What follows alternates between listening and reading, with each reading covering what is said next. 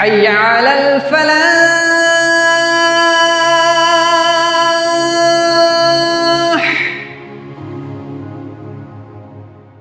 الحمد لله رب العالمين والصلاة والسلام على رسول الأمين وعلى آلہ واصحابہ اجمعین وبعد.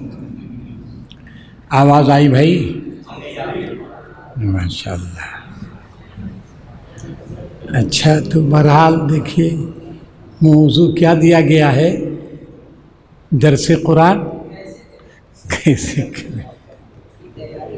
ارے یار کیا بات کرتے ہو.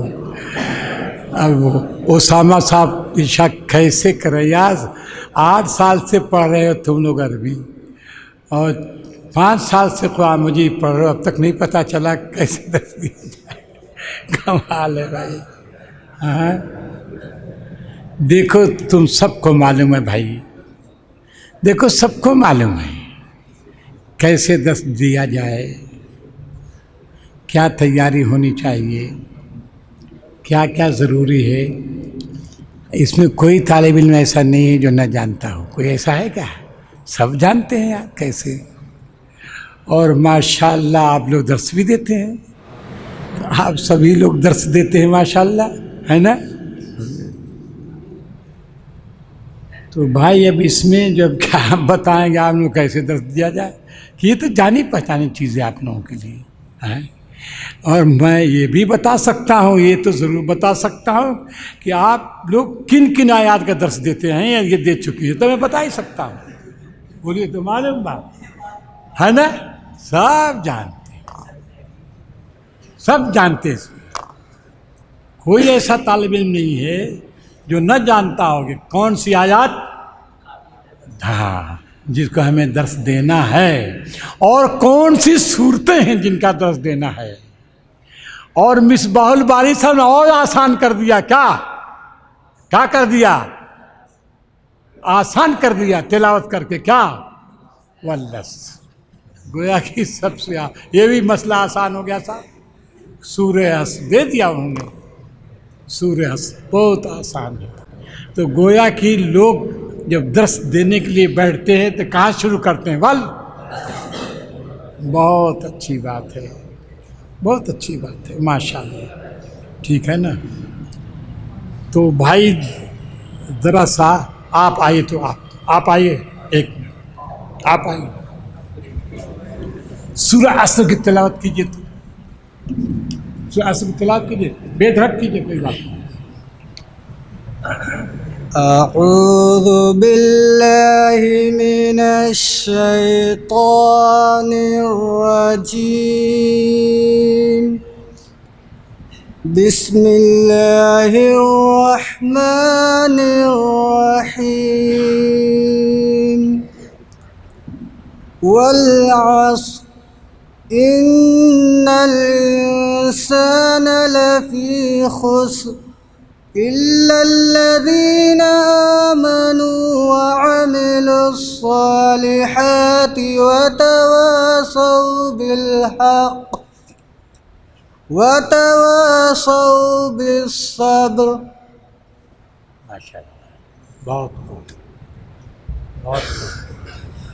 دیکھیے پہلی بات درس میں یہی سامنے رکھنا چاہیے کہ قرآن مجید جو تلاوت ہو مخارج کی صحت کے ساتھ ہو، تجوید کا خیال کیا جائے. پہلی بات، اس بچے نے تم حافظ ہو کیا؟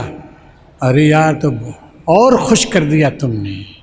تم حافظ بھی نہیں ہو لیکن تم نے شاندار تلاوت کی صاحب جی. مخارج کا لحاظ کیا، بس ایک جگہ رک گئے تھے تم، اس میں کوئی خاص بات نہیں ہے. وہ جو قاری لوگ ہیں وہ سمجھ جائیں گے کہاں غلطی، اور عام لوگ نہیں سمجھیں گے. عام لوگ جو دیکھیں گے کہ آپ کے مخارج صحیح ہیں کہ نہیں، شین ہے، قاف ہے، سین ہے، صاد ہے، یہ سب دیکھیں گے، قاف ہے جی، یہ سب دیکھیں گے. تو بڑی خوشی ہوئی اس بچے نے جو تلاوت کی اچھی.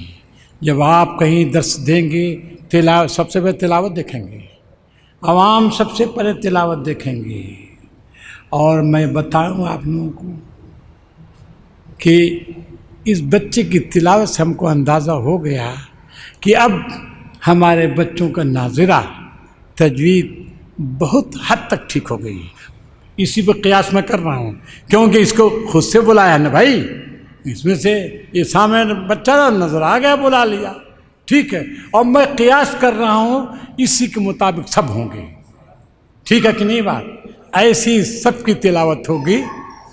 یہ ویسے بچہ بورڈنگ کا لگ رہا ہے، بورڈنگ کے ہو، بورڈنگ کے، اب یہ تو ہم کو پتہ نہیں تھا، غیر بورڈر میں بلا دیتا ہے، لیکن غیر بورڈر والے بھی ایسی ہوں گے، ایسی بات نہیں ہے۔ تو پہلی بات یہ ہو گئی کہ تلاوت صحت کے ساتھ ہونی چاہیے۔ اگر آپ بیٹھ گئے اور تلاوت اگر آپ کی صحیح نہیں ہوئی، آیات قرآن کی تلاوت کی اور اردو میں کر دی آپ نے، تلاوت کس میں؟ اردو، الحمدللہ رب العالمین الرحمن الرحیم، ایسے مالک یوم الدین ایسے پڑھ دیں گے آپ، تو آپ سمجھیے کہ اسی وقت چوپٹ کر دیا، آپ کا درس چوپٹ ہو جائے گا، کیونکہ قرآن مجید کی صحت کے ساتھ آپ نے تلاوت نہیں کی ہے۔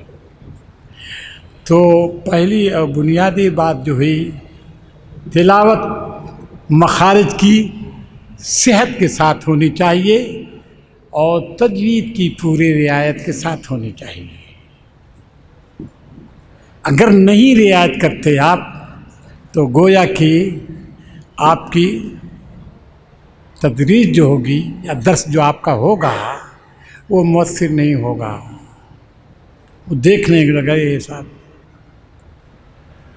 اور یہ بھی اتنی بڑی خامی ہے، اتنی بڑی خامی ہے کہ وہ ادارہ جو قرآن فہمی کے سلسلے میں اپنا ایک مقام رکھتا ہے، لیکن تجوید قرآن کے سلسلے میں اتنے ہی جو ہے اتنے ہی پیچھے تھا، وہ مت سلسلہ۔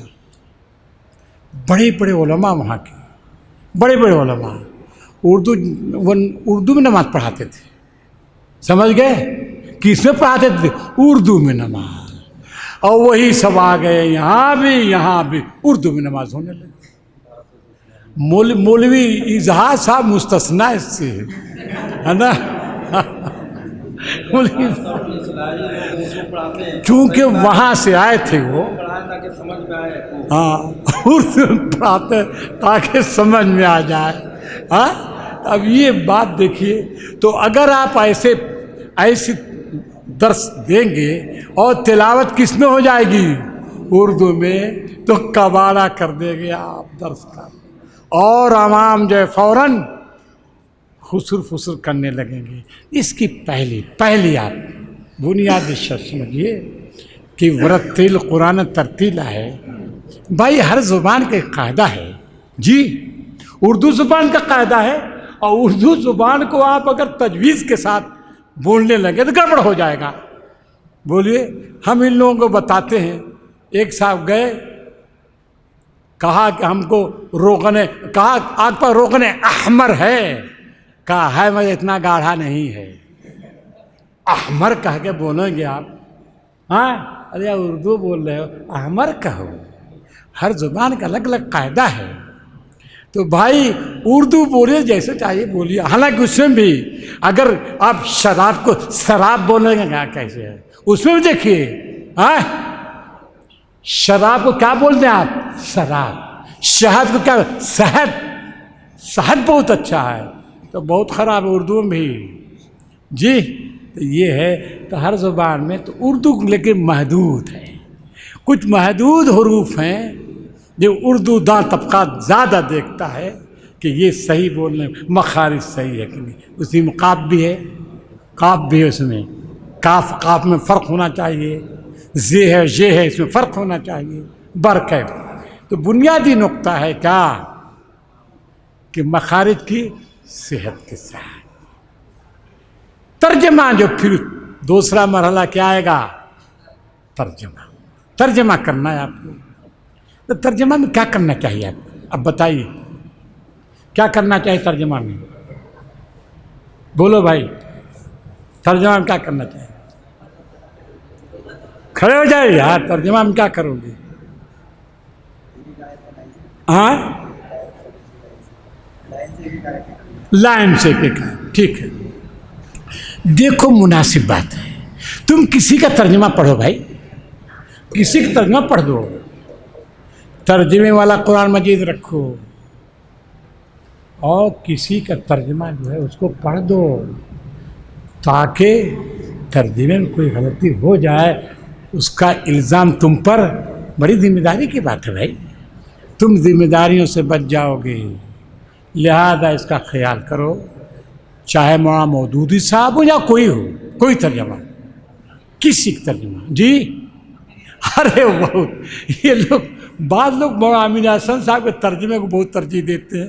ٹھیک ہے بھائی، بہت اچھی بات ہے، ماشاء اللہ، انہیں کا ترجمہ پڑھیے تو آپ کی ذمہ داری نہیں رہے گی. ٹھیک ہے.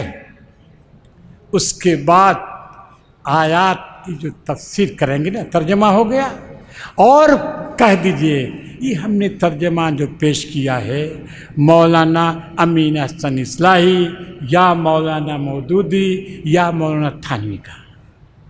آج کل جو ترجمہ آیا ہے وہ احسن البیان کا جو ترجمہ ہے وہ ترجمہ بامحاورہ ہے، اچھا ترجمہ ہے، اور زیادہ تر وہ یا تو مولانا مودودی صاحب سے اتفاق کرتے ہیں، اس کی انہوں نے نقل کر دیا، یا مولانا امین احسن صاحب اصلاحی، دونوں میں آپ دیکھیں گے.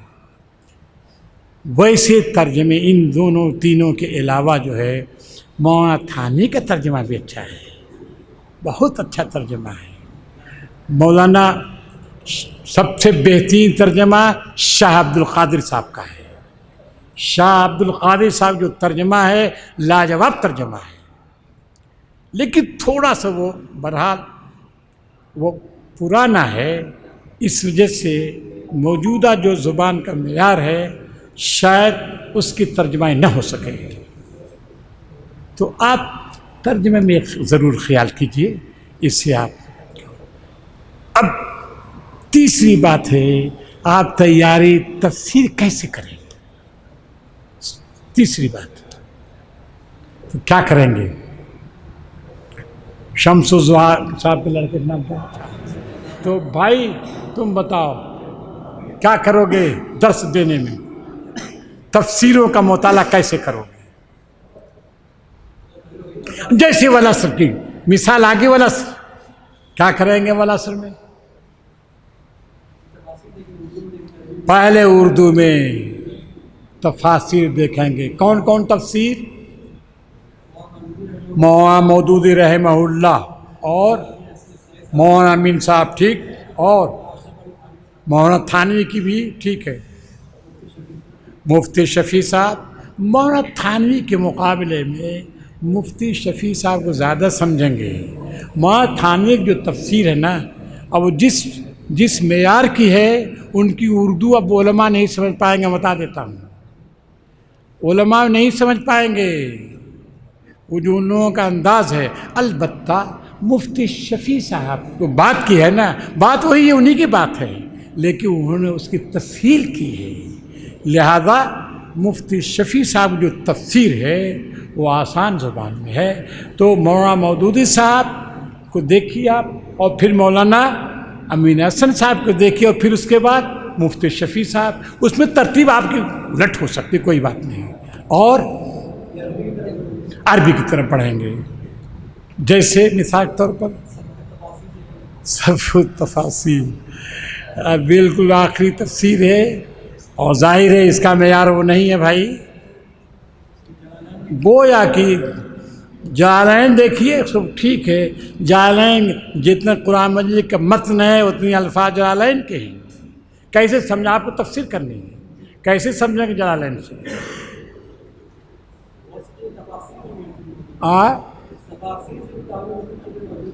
ہاں ہے تو تفسیر کتاب ہے، اور دیوبند میں وہی کتاب اسی کا دورہ ہوتا ہے. دیوبند میں جو ہے اسی کا دورہ ہوتا ہے، اسی کو 6-7 سال پڑھا دیتے ہیں، اسی کا دورہ ہوتا ہے.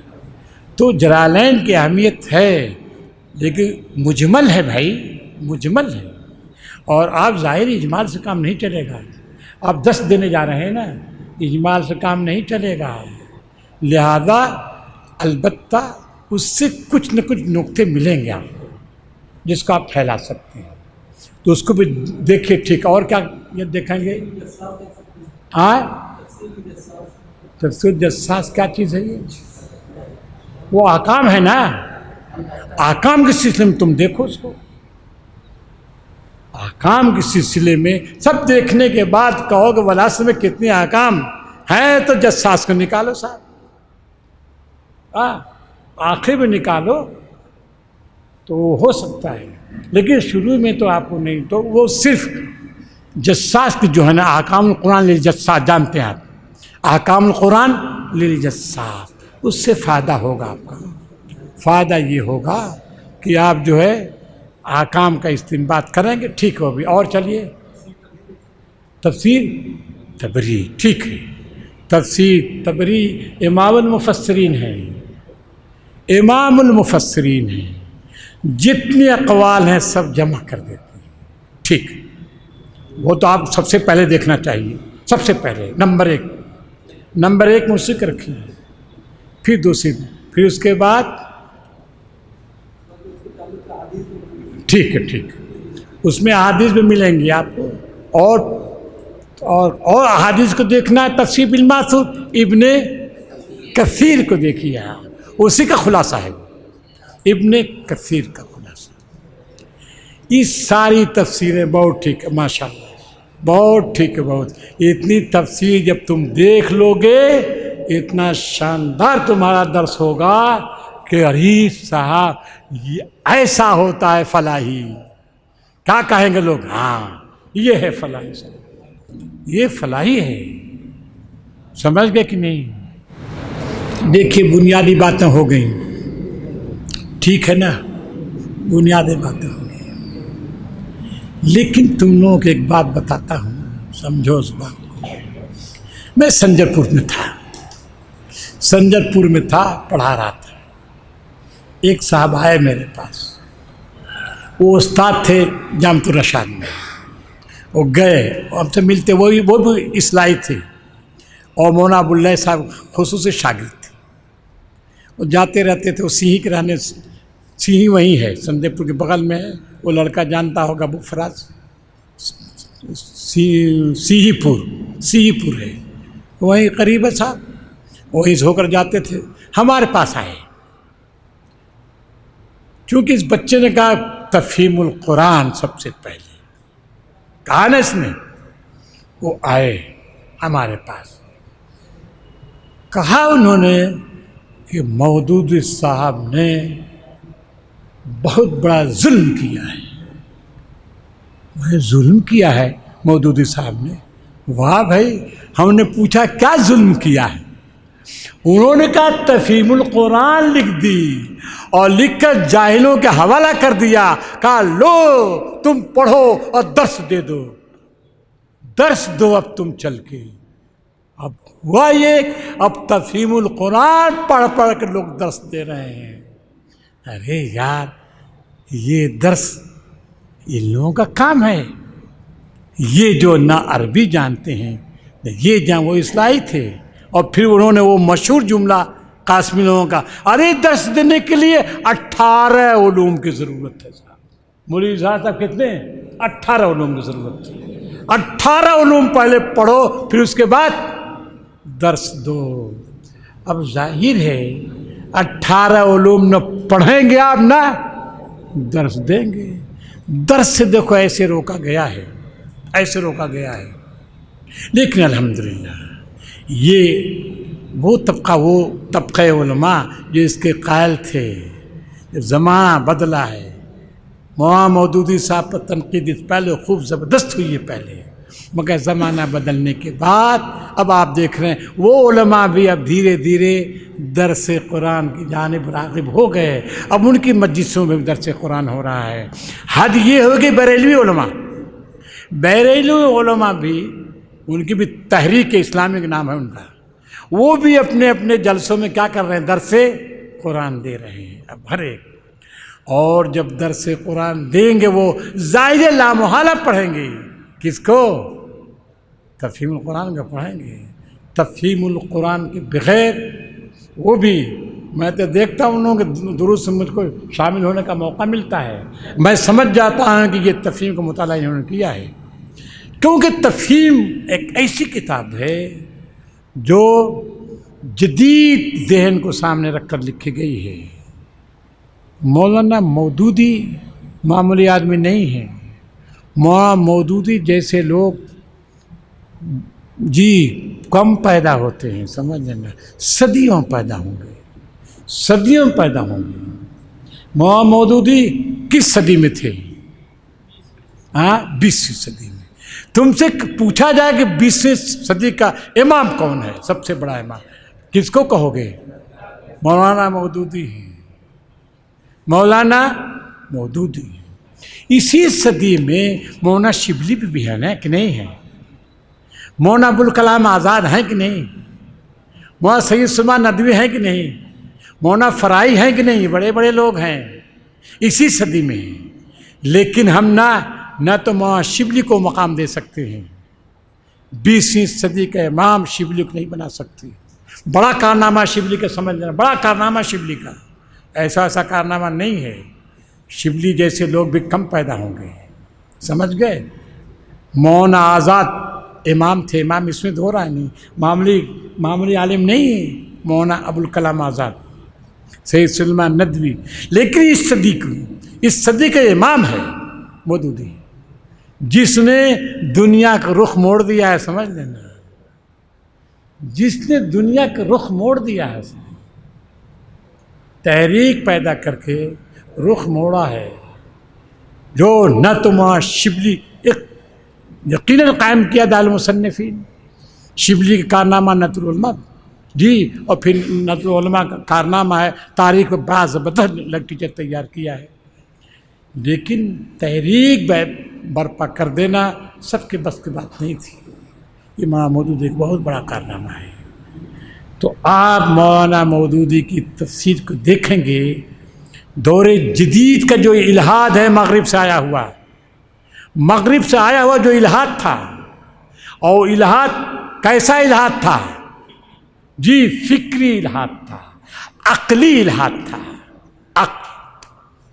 تو اب جو ہے کیا ہے، اس فکری اور عقلی الہاد کا مقابلہ کس نے کیا ہے؟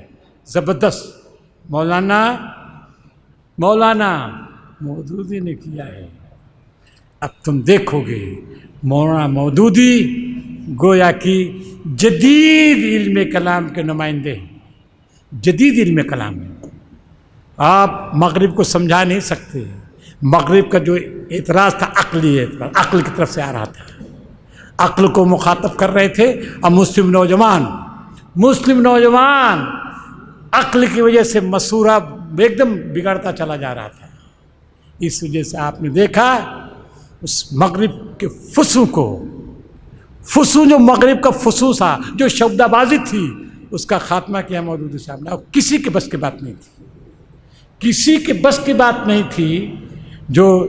جو مغرب کا جو الہادی فلسفہ تھا، فکری جو فلسفہ بغاوت تھی، فکری الہاد تھا، اس کا مقابلہ کوئی نہیں کر سکتا تھا، یہاں انہوں نے کیا ہے۔ بعد میں آپ دیکھیں گے کہ پھر اخوانی رہنما بھی آئے ہیں، اخوانی علماء ہیں، لیکن اخوانی علماء جو بانی ان کے ہیں، حسن بننا شہید ہم تو خاص محدود ان کے ہیں، لیکن اس کے بعد جو اخوانی رہنما سب آئے ہیں ایک خاص انداز سے چلے۔ ان کی کتابیں آپ دیکھ سکتے ہیں، لیکن ان کی کتابوں میں اور مولانا مودودی کی کتابوں میں بین فرق ہے، آپ سمجھ لیجیے بین فرق ہے۔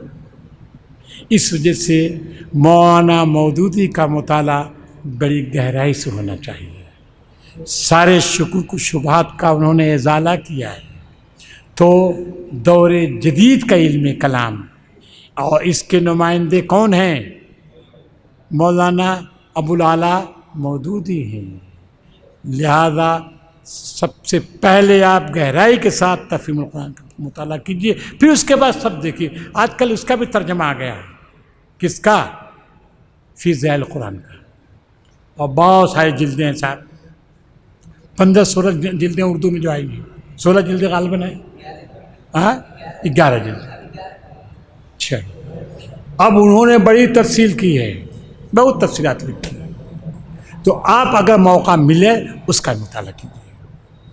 لیکن جدید ذہن کے جو شبہات ہیں انہوں نے بھی ازالہ کرنے کے مغرب کا جو فلسفہ کوشش کی ہے، بھرپور کوشش کی ہے، لیکن مودودے کا رنگ بالکل نرالا ہے، الگ ہے.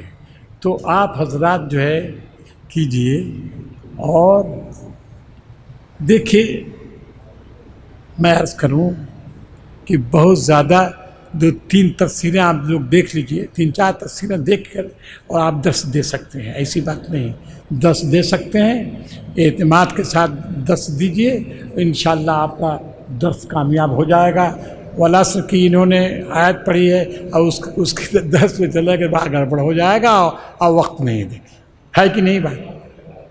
ہے وقت 15 منٹ ابھی ہے، 15 منٹ ہے. کوئی درس دے سکتا ہے؟ کہہ رہے مولانا کہ کوئی آ کر سورہ عصر پر درس دے دے. کوئی بچہ درس دے سکتا ہے سورہ عصر پر؟ آ جاؤ، ترجمہ کر، کوئی بھی آ جائے یار، چلو شاباش، چلو کوئی بھی درس دو. اللہ کا شکر ہے کہ آج مجھے آپ لوگوں کے سامنے درس دینے کا موقع ملا ہے، اور ہمارے عزیز استاد محترم شیخ التفسیر مولانا نعیم الدین اصلاحی صاحب ہمارے بیچ ہیں. تو میں آپ لوگوں کے سامنے درس دینے کی کوشش کروں گا. اعوذ باللہ من الشیطان الرجیم.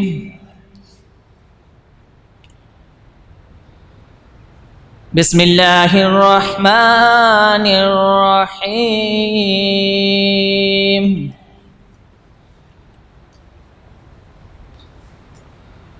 والعصر ان الانسان لفی خسر الا الذین آمنوا وعملوا الصالحات وتواصوا بالحق وتواصوا بالصبر. عزیز دوستوں، میں نے آپ لوگوں کے سامنے سورہ عصر کی مکمل تلاوت فرمائی ہے، جس کا ترجمہ یہ ہے: قسم ہے زمانے کی، یقیناً انسان خسارے میں، الا الذین آمنوا وعملوا الصالحات، سوائے ان لوگوں کے جو ایمان لائے اور حق کی نصیحت کی اور صبر کی تلقین کی. یہ بہت ہی جامع تفسیر ہے، یہ بہت ہی جامع سورہ ہے. اس سورہ کے تعلق سے اختلاف بھی ہے کہ مدنی ہے یا مکی ہے، اور جب اس سورہ کو آپ دیکھیں گے تو اس کے تعلق سے جو علماء کرام ہیں انہوں نے اس تعلق سے اس سورہ کی بڑی اہمیت بتائی. اس سورہ کے تعلق سے آتا ہے کہ یہ سورہ قرآن مجید کی ایسی سورہ ہے کہ اس میں پورے قرآن مجید کو سمو لیا، اپنے اندر اس نے پورا بیان کر دیا. امام شافعی رحمہ اللہ علیہ کے بقول. اور آپ دیکھیں گے کس طرح اللہ تعالیٰ اس سورہ میں، آپ دیکھیں زیادہ تر مکہ والوں کے سامنے یہ آیتیں بتا رہی ہے کہ مکہ والوں کے سامنے کس طرح اللہ تعالیٰ واضح کرنا چاہ رہا ہے، دو ٹوک بتانا چاہ رہا ہے کہ یہ حق کا راستہ ہے، یہ باطل کا راستہ ہے، ایک دم واضح سامنے. جس طرح یہ آیتیں ہیں: والعصر ان الانسان لفی خسر، یقیناً انسان خسارے میں. خسارے میں ہونے والی چیزیں کیا ہیں؟ آگے اللہ تعالیٰ بتایا الا الذین آمنوا، 4 چیزیں بتا رہا ہے. الا الذین آمنوا وعملوا الصالحات وتواصوا بالحق وتواصوا بالصبر. سب سے پہلے ایمان لانا ہے، ایمان لانے کے بعد عمل صالح کرنا، عمل صالح کے بعد حق کی نصیحت کرنا ہے، لوگوں کو حق کی دعوت دینا ہے۔ جب حق کی آپ دعوت دیں گے تو اس وقت آپ کو باطل جو بھی چیزیں ہیں پریشانیاں آئیں گی، تو پریشانیاں جب آئیں گی اس وقت آپ کو صبر کرنے کی ضرورت ہوگی۔ تو یہ چیزیں ہیں جو ایک انسان کو خسارے سے بچانے والی چیزیں، یہ 4 چیزیں ہیں۔ تو اللہ تعالیٰ سے دعا ہے کہ اللہ تعالیٰ مجھے اور صحیح سے درس دینے والا بنائے، اور سب سے پہلے جو بھی درس میں باتیں آئیں سب سے پہلے مجھے عمل کرنے والا بتائے۔ اور اس وقت ہمارے استاد محترم مولانا شیخ التفسیر مولانا نعیم الدین اصلاحی صاحب ہمارے بیچ بیٹھے ہوئے ہیں، یہ ابھی میری جو بھی غلطی ہوگی ہماری اصلاح کریں گے، کس طرح درس دیا جائے۔ تو یہی چند باتیں تھیں۔ وآخر دعوانا ریا صاحب، دائم صاحب بہت خوب، ماشاءاللہ، بڑی جرأت کے ساتھ، ہمت کے ساتھ آپ نے درس دیا۔ درس میں خود اعتمادی ہونی چاہیے بس، ہاں، اور جہاں جملے ادھر ادھر ہو سکتے کوئی بات نہیں۔ آپ نے کہا تلاوت فرمائی، ہاں تو فرمانا آپ کو نہیں بولنا ہے، ہم نے تلاوت کی یا اس کی ترجمانی ہم نے پیش کی، ترجمانی فرمائی اور تلاوت فرمائی، دوسرے کہیں گے، آپ کو نہیں کہنا اس طرح، ہے نا؟ تو یہ آپ کی زبان سے نکل گیا، ایسا نہیں کہ قصد و ارادہ نہیں ہے۔ ایک بات ہوئی، دوسری بات یہ ہے کہ والعصر جو ہے زمانے پہ گفتگو ہونی چاہیے تھی۔ زمانہ کس کو کہتے ہیں؟ عصر کس کو کہتے ہیں؟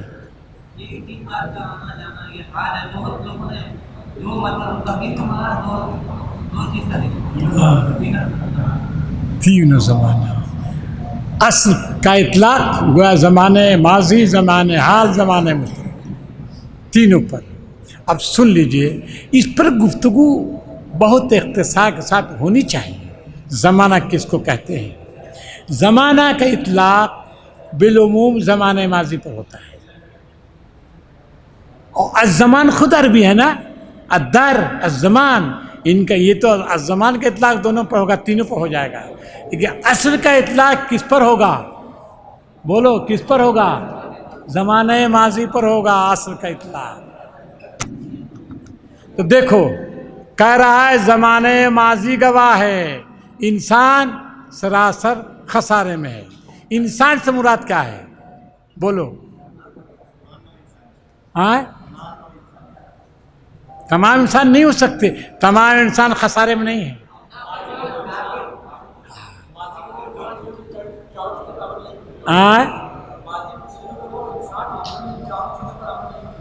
جو چاروں چیزوں پر چاہیے، تو گویا زمانے ماضی گواہ ہے کہ انسان سراسر خسارے میں ہے۔ اب اس کو جب تم کھولو گے، سورہ عصر کو جب کھولو گے تو جانتے ہو سورہ عصر کہ جب پھیلے گی تو کیا بنے گی؟ سورہ یونس بنے گی۔ سورہ یونس کے بعد ہود ہے، سورہ ہود بنے گی، سورہ یوسف بنے گی، سورہ رعد بنے گی، سورہ ابراہیم بنے گی، سورہ ہجر بنے گی۔ یہ جب وہ پھیلاؤ گے، کیونکہ زمانے کی گردشیں، زمانے، اب تم سمجھو ہوا کیا ہے۔ حضرت نوح آئے، ہود میں تفصیل، سورہ یونس سے لے کر سب وہاں تک تفصیلات سورہ ہجر تک ملیں گی۔ حضرت نوح نے دعوت دی، قوم نے کیا کیا؟ مخالفت کی، اس کا انجام کیا ہوا؟ تباہی ہوئی۔ تو حضرت نوح سے لے کر حضرت موسیٰ کی قوم تک پوری تفصیلات آپ کو ملیں گی وہاں۔ ان ساری صورتوں میں پوری تفصیلات کس چیز گواہی دے رہی ہیں؟ کہ انسان خسارے میں ہے۔ لہذا آج اگر انسان اس راستے پر چلے گا تو انسان بھی کیا ہوگا؟ جس طرح ان قوم اور قوم نوح کو تباہ کیا گیا، قوم عاد کو تباہ کیا گیا، قوم ثمود کو تباہ کیا گیا، قوم شعیب، قوم لوط، قوم ابراہیم کو تباہ کیا، قوم موسیٰ کو تباہ کیا گیا، ٹھیک اسی طرح ان کی تباہی بھی یہ سب والعصر میں آ گیا ہے۔ تو عصر جو جب پھیلاؤ گے پھر پوری تاریخ آ جائے گی آپ سامنے۔ اب الا الذین آمنوا کا تعلق آپ دیکھیے، جو مدنی صورتیں کس انداز سے اور مکی صورتیں کس انداز سے پیش کرتا ہے قرآن مجید. تو اس سے اب الا الذین آمنوا میں سب آ جائے گا. ایمان میں کیا چیز لوگے؟ کیا چیز؟ کتابوں پر ایمان، رسولوں پر ایمان، فرشتوں پر ایمان، اللہ پر ایمان، آخرت پر ساری ایمانیات میں آ جائیں گی. عمل صالح سب آ جائے گا. پھر تواصوا بالحق تواصوا بالصبر سب اس میں آ جائے گا. تو آپ نے اللہ کا جو ترجمہ کیا تھا اتنا کرنے کے بعد دیکھیے اللہ تو سوائے کر دیا وہ گڑبڑ ہو گیا. اللہ منقطع ہے. دیکھیے اللہ منقطع. لیکن ایک بات ہے وہ تم لوگ درس میں اللہ منقطع کے بات مت چھیڑنا اس کی. سمجھ گئے کہ نہیں؟ کبھی اللہ منقطع گرامر کی بات مت کرنا اور نہ تم لغوی تحقیق پیش کرنا. نہ لغوی تحقیق کی ضرورت نہیں. کلام عرب کی استشہاد کوئی ضرورت نہیں. سمجھ گئے؟ کوئی ضرورت نہیں. اسی وجہ سے اس کو پیشے ہم نے نہیں کیا. کہا کہ ان لوگوں کی تفسیروں کو اٹھا کر دیکھ لو، پڑھ لو، 10 دو لوگ ہیں. اللہ کے تم پڑھنے اشعار عرب چوپٹ کر دیں گے. آپ سمجھ لیں اس چکر میں مت پڑھنا. وقت ہو گیا، شاید وقت ہو گیا. 10 کروں. چلو بہت بہت شکریہ آپ لوگ.